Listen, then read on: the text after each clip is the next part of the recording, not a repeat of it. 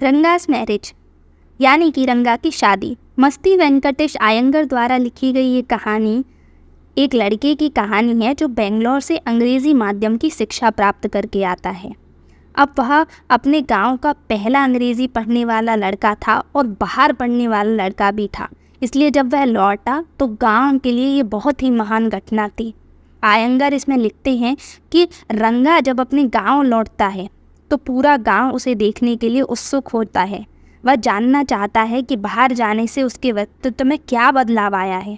हालांकि जैसे ही वह लोग आए तो रंगा ने उन्हें पारंपरिक तरीके से नमस्कार किया, जिससे उनका उत्साह गायब हो गया और फिर एक एक करके वे वहां से चले गए। रंगा यहाँ पर मुनीम का बेटा है जो मैसूर के हौसाहाली गांव में रहता है। अब वहीं के हैं हमारे कथाकार वेंकटेश। कहानी की शुरुआत वेंकटेश अपने गांव की तारीफ से करते हैं। यहाँ पर वेंकटेश बताते हैं कि उनका गांव किसी भी नक्शे पर नहीं मिलता, क्योंकि अंग्रेज़ों ने उनके गांव को किसी नक्शे में छापा ही नहीं। फिर उसके बाद उनके देश के लोगों ने भी उन्हें किसी नक्शे में इंगित नहीं किया। कहानी की शुरुआत होती है गांव के आम से। यहाँ पर कथाकार अपने गांव के आम की तारीफ करते हैं और कहते हैं कि गांव का आमों का खट्टापन ऐसा है कि मस्तिष्क पे चढ़ जाए।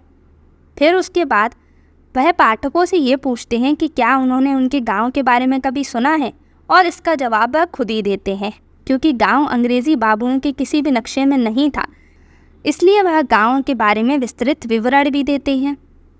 रंगा पढ़ाई के लिए बेंगलोर गए थे और 6 महीने के बाद घर लौटे थे। ये कहानी रंगा की ही है। कथाकार यहाँ पर रंगा के पड़ोसी हैं। ये आज से 10 साल पहले की बात है, जब अंग्रेज़ी लोकप्रिय नहीं थी। कुछ लोग ही इसका इस्तेमाल करते थे। ज़्यादातर लोग कन्नड़ में बात किया करते थे। सभी ग्रामीण रंगा के स्थान पर पहुँचे और उसकी छानबीन करने लगे।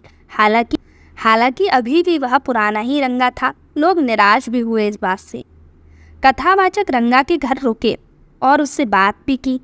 फिर दोपहर होते ही चले गए। बाद में रंगा उनके घर संतरे लेकर आता है। कथावाचक ने रंगा को जज भी किया। ऐसे पढ़े लिखे और विनम्र लड़के की शादी करवाना ही चाहिए। हालांकि रंगा के पास शादीशुदा आदमी के रूप में बसने की कोई योजना नहीं थी। उन्होंने कथाकार के सामने शादी के बारे में अपने विचार रखे कि वह एक ऐसी लड़की से शादी करना चाहता है जो परिपक्व हो और जिसकी रंगा प्रशंसा कर सके। रंगा ने चर्चा के बाद अपने घर प्रस्थान किया। कथावाचक ने फैसला किया कि वह उसकी शादी करवा कर ही रहेंगे। इसके लिए उन्होंने एक प्लान बनाया।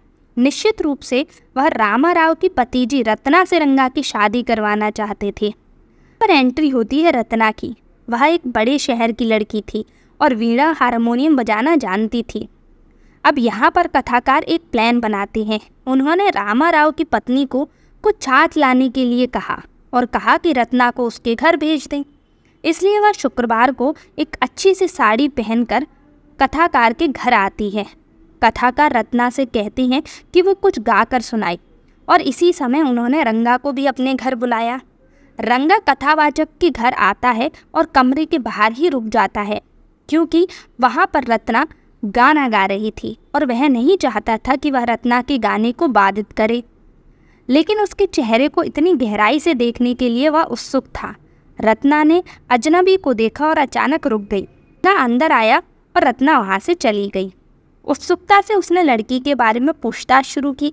कथावाचक ने बड़ी चतुराई से उसके शब्दों को बयां किया। उन्होंने रंगा को बताया कि लड़की की 1 साल पहले ही शादी हो गई थी और उसने रंगा के चेहरे पर निराशा को भी देखा। रंगा दुखी था।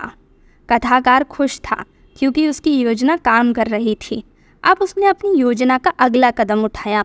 अगले दिन कथाकार रंगा को एक ज्योतिषी के पास ले गया, जो कि ज्योतिषी को पहले ही बता चुका था कि उसे क्या करना है और क्या कहना है।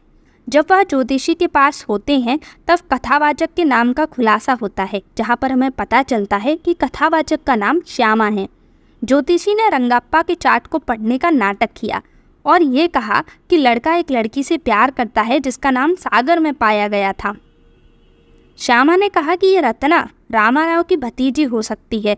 रंगा की मुस्कान कथाकार से छुपी नहीं थी, लेकिन लड़की तो शादीशुदा है।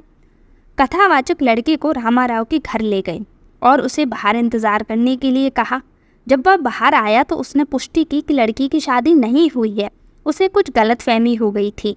यहाँ तक कि रंगा ने भी स्वीकार किया कि वह लड़की की ओर आकर्षित हो गया था। बाद में ज्योतिषी और कथाकार के बीच में एक वार्तालाप हमें दिखाया जाता है, जहाँ पर ज्योतिषी कहता है कि यद्यपि कथाकार ने उसे सुराग दिया था, वह ज्योतिषी के माध्यम से खुद ही ये सब पता लगा सकता था। कहानी 10 साल आगे बढ़ती है, या फिर ये कहें कि कहानी आज के समय में आ जाती है। रंगप्पा एक दिन कथावाचक के पास आई, उन्हें अपने बेटे श्यामा के 3रे जन्मदिन पर आमंत्रित करने। जाहिर है रत्ना और रंगा की शादी हो चुकी थी और अब उनका एक 3 साल का बेटा है, जिसे रंगा ने कथावाचक के नाम पर रखा था।